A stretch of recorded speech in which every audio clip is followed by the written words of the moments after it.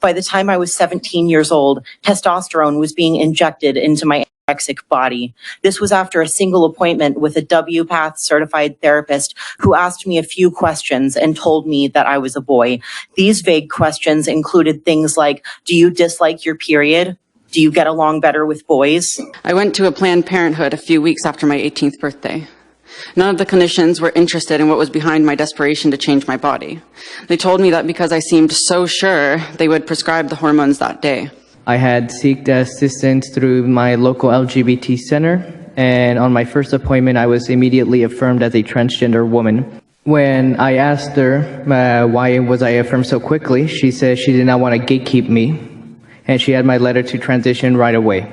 So when I was 19, I went to an informed consent clinic, which basically means you just walk in and you say you're trans and you want cross-sex hormones, testosterone. And they gave me a free prescription of testosterone that day, even though I told them all these lists of, being suicidal, all this. They just gave me a very high dose of testosterone. Pretty much had no checks and balances. They just gave me the prescription and that's it.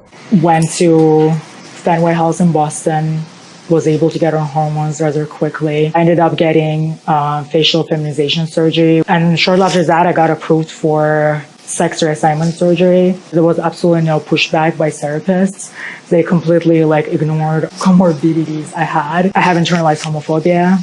They completely didn't even push back at all. They affirmed me, and gave me letters for the surgeries. When I turned 18, I learned that I could obtain testosterone through informed consent. And in my experience talking to them, they kind of downplayed the risks.